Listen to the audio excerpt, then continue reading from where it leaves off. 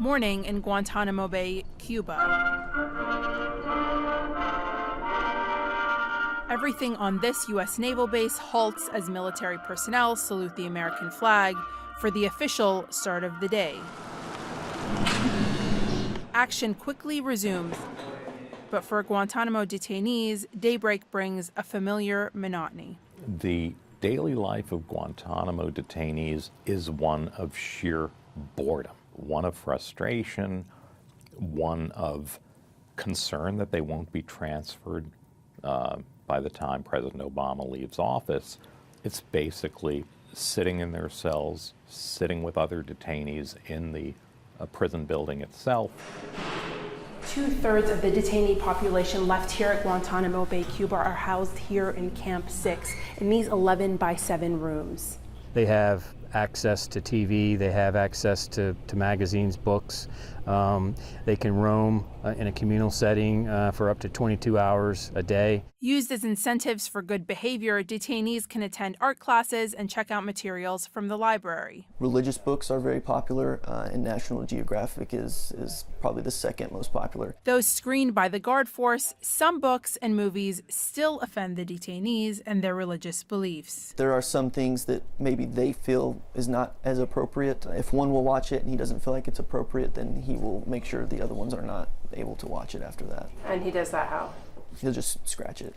Afternoon in Camp 6, detainees break up the day by stepping outside to a small recreation yard and cleaning their cells. Others pick over food in styrofoam containers. Hunger strikes are a common form of protest here, and for such cases, the medical staff is well practiced in tube feedings. One of the options available to us is enteral feeding. So we loosely strap their wrists just to keep sudden movements from happening so that they stay safe and so that we stay safe. We'll lubricate one of these tubes. They choose the lubricant. Once they're completely finished, we'll remove the tube. They get up out of the chair, and we return them to their cell or cell block. The cell itself is indestructible. Detainees who act out are confined to isolated cells like these. There is minimal bedding, an Arabic-English dictionary, and a Quran.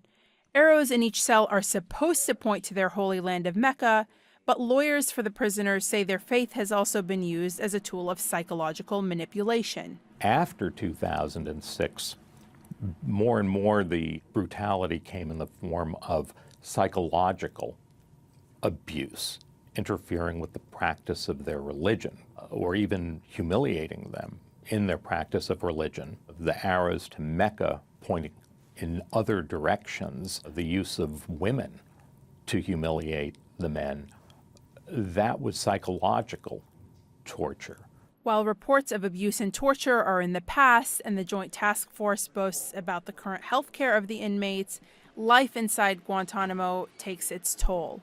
There's a fundamental contradiction in the idea of providing mental health to people who are imprisoned without charge, having been ripped away from their families, not knowing when they're going to be released, and brutalized. Evening back on base. On this day, a military celebration for the 241st birthday of the U.S. Navy. For the detainees, it's quiet time for prayer.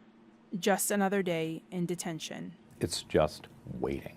That's what it is. It's waiting. And they don't know when the waiting will end.